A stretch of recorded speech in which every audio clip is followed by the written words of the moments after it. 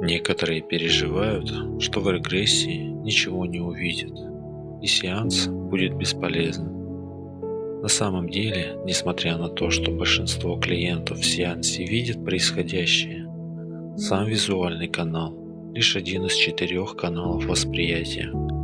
Для того, чтобы сеанс состоялся и вы могли проработать свою проблему, достаточно одного активного канала, а он у вас точно есть.